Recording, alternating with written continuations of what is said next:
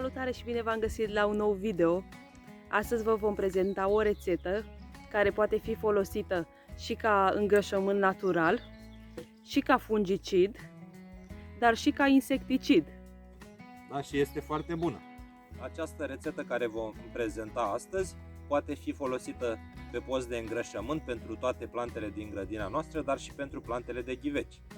Dar în modul de preparare se poate folosi îngrășământ sau insecticid, chiar și fungicid, pe post de fungicid. Dom'le, dar de unde știi tu toate rețetele astea? Că lumea zice că le furi de undeva. Nu știu, explică-le sau... Da, aceste rețete noi le folosim de 10 ani, au dat rezultate și probabil ați văzut că ne ocupăm cu solarele, cu grădinăritul. Deci rețetele astea nu le-am inventat eu. N-am spus niciodată în materiale că eu am inventat aceste rețete. Nu sunt chimist sau nu am specialitate pentru a inventa aceste rețete. Dar le-am folosit, au dat rezultate, le știm. În familie de legumicultori se știu aceste rețete de ani de zile și nu cred că s-a numit vreodată că le-am furat. Așa le-am moștenit. Cine vrea să ia aminte, ia aminte. Cine nu, eu nu v-am prezentat de undeva de la un birou să stau frumos acolo. Da, dom'le, am făcut o rețetă, eu v-am prezentat că o folosesc. Folosesc această rețetă și a dat rezultate foarte bune. Vreți să luați aminte și să folosiți? Încercați odată, nu vă convine, nu vă place, mergeți, luați chimicale, cum doriți.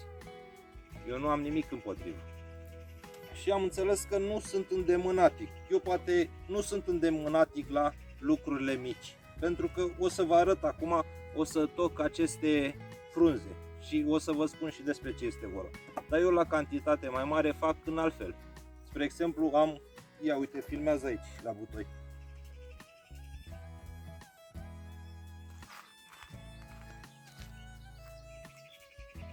Aceste plante eu le voi zobi aici. Nu o să stau să toc toate aceste plante. Normal, pentru că compoziția cât îmi fac eu. noi facem O aici înțelegeți? 140 de litri, adică despre ce vorbim? Deci e ăsta, uitați-l, e 3 sferturi plin. Deci eu le zobesc, o să iau ceva, un băț și le voi zobi foarte bine, după care o să adaug apă.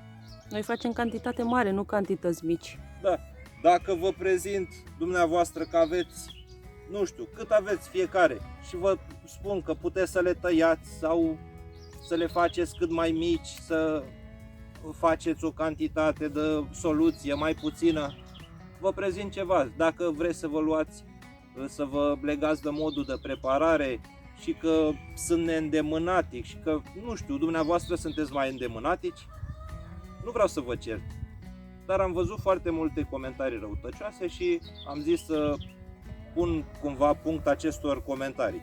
Pentru cei care mă apreciază pentru ceea ce facem noi și astea, o să vă prezint rețeta, nu am inventat-o eu, o folosesc, la mine dă rezultate foarte bune, o să dea și la dumneavoastră cu siguranță. Să nu vă supărați dacă probabil am fost un pic mai reticent și am zis să lămurim niște treburi, poate și eu sunt un pic stresat, ieri nu am filmat absolut nimic, am fost cu cățelul la doctor, este foarte rău, se simte foarte rău, i-a făcut ceva tratament, dar nu mănâncă de câteva zile, sunt un pic stresat și eu un pic mai mult, pentru că eu țin foarte mult la el și asta e, pare rău. Să vedem dacă reușesc să-l fac bine. Poate salvăm.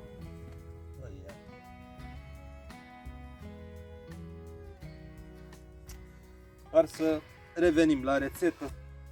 Bun, acum că am lămurit câteva aspecte, pentru cei care ne apreciază pentru ceea ce facem, nu uitați să lăsați acolo un like, abonați-vă la canal, este gratuit, activați și clopoțelul ca să fiți notificați de fiecare dată când noi postăm ceva nou. Rețeta de astăzi pe care vreau să vă prezint, cum o facem noi, aveți nevoie de 1 kg de plantă verde de urzică, pe care, dacă faceți o cantitate mai mică, o să le tocăm puțin cu o foarfecă, le mărunțim și vom pune la 10 litri de apă această compoziție. Deci un kilogram de urzică la 10 litri de apă. Dacă vrem să folosim ca îngrășământ natural, vom lăsa această urzică la macerat 7 zile, 7-8 zile, până când apa se face un pic maro și începe să miroase. Urât. O să miroasă foarte urât, dar o să vedeți că este foarte bună. Pentru această compoziție 10 litri de apă, deci la 1 kg de plantă 10 litri de apă de izvor sau de fântână. Important este ca apa să nu fie cu clor. Aceste urzici prin fermentație o să elibereze niște enzime și aplicate plantelor va declanșa o moleculă care se numește elicitor și aceasta este responsabilă cu sistemul imunitar al plantei. Deci va îmbunătăți sistemul imunitar al plantei. Prin aplicarea substanțelor chimice, sistemul plantei imunitar va fi foarte slab. Dar aplicând această soluție, întărim practic sistemul imunitar al plantei. Puteți folosi la absolut toate plantele din grădina dumneavoastră, chiar și la plantele de ghiveci. Pentru îngrășământ natural, lăsați această urzică la macerat 7 zile, după care dizolvați 1 litru de macerat la 10 litri de apă și udați plantele la rădăcină. Dacă vreți să folosiți pe post de fungicid sau insecticid, lăsați 3 zile la macerat urzica, după care stropiți cu soluția nediluată. Doar o filtrați, o puneți în pompă și stropiți plantele cu ea. Este foarte bună împotriva manei, împotriva insectelor dăunătoare și astfel ne protejăm plantele foarte bine.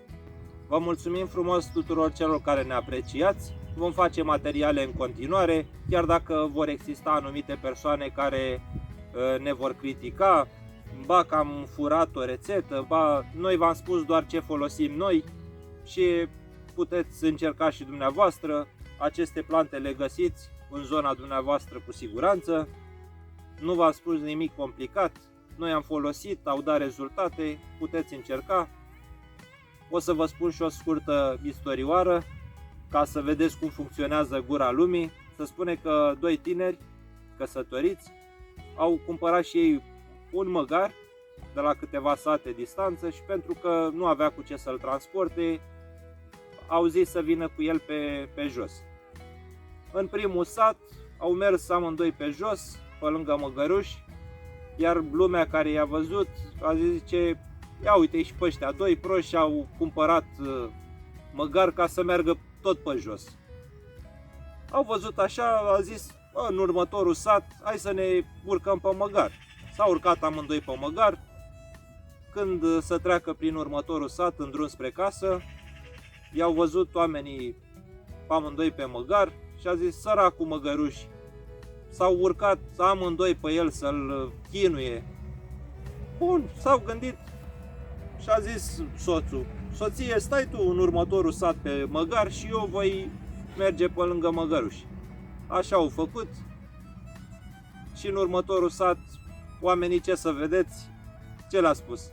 Și ia uite ce prost e ăsta, el merge pe jos și pe doamnă o ține sus pe măgar. Acum ei zice, hai să încercăm și altceva. Merg eu pe măgar și mergi tu. Bun. În următorul sat tot la fel, au mers el pe măgar, soția pe lângă măgăruși, la care l-au văzut oamenii din acel sat și ce au spus, zice, dita mai omul, dita mai măgarul, el s-a urcat pe măgar, iar pe soție o ține sclavă să meargă pe jos pe lângă măgăruși. Ce puteți învăța din această istorioară? Gura lumii nu putem astupa. Așa că noi vom da înainte cu bune, cu rele. V-am prezentat ceva real din ceea ce noi facem. O să-mi fac și o rețetă pentru cantitate mai mare și ne vedem săptămâna asta. Să vedem, sper să-l salvăm și pe Pufică. Îmi pare foarte rău pentru el. Uitați. Nu vrea să mănânce nimic, nu știu. Dacă aveți ceva sugestii, ați mai pățit așa ceva, deci mi-a dat ceva tratament, i-am făcut și ceva injectabil. Acum să vedem cum va da rezultate, o să mai încerc să-l forțez cumva să mănânce. I-am adus și aseară lapte, am încercat să-i dau cu o seringă, nu vrea nimic. Poate până la urmă Da. revine, nu știu. Vă mai ținem la curent Da. cu Pufic. Vă mulțumim frumos că ne-ați urmărit. Până data viitoare, vă salut cu respect și vă doresc o zi bună. Vă mulțumim frumos, vă pupăm, la revedere!